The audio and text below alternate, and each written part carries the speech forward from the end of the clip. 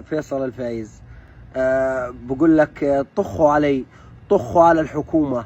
أهم إشي ما حدا يجيب سيرة الملك. طب بدي أطخ عليك، طب طز عليك وطز على الحكومة وطز على الملك معك، ثلاث مثلثي، هذا هرم بيجي.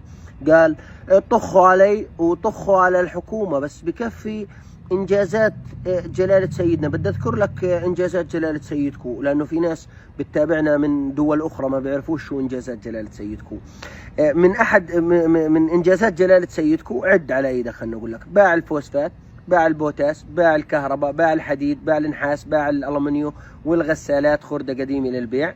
ولعب قمار بفيغاس، وبأحد المرات خسر الطيارة وروح بالملكية، والسحيجي صوروا وقال: انظروا جلالة سيدنا المتواضع بيروح على متن الخطوط الملكية، وده يتفقد أحوال الرعية، وده يتفقد أحوال المسافرين. من أحد إنجازات جلالة سيدك إنه لبس أحمد حسني حتقاي قلادة من الجيش الفرنسي لعمالته بالشرق الأوسط، لدحره لأفواه النشامة الأردنيين الحقيقيين اللي بيطالبوا بحقوق الشعب الأردني. من إنجازاته إنه جاب المهندس دحام العموش من دول الخليج عشان يتجرى فيه حسايب، عشان يقتلوه بالطريقة البشعة اللي كل العالم شهد عليها أول امبارح.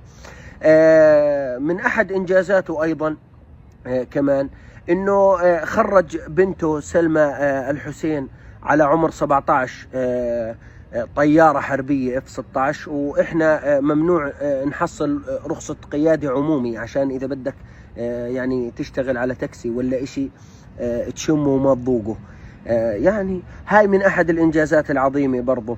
من أحد إنجازاته أيضا العظيمة هو تصدير البندورة بكميات هائلة ومهولة لابن عمه بنيامين.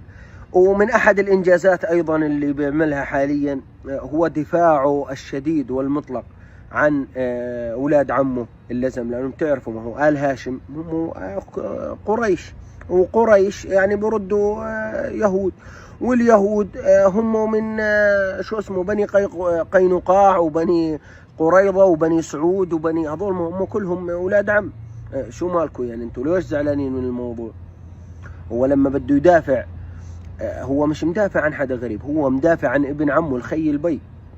قال نسل الرسول، إذا والله إذا انكم من نسل الرسول لتبرأ من الإسلام كامل. استغفر الله العظيم يا رب وأتوب إليه.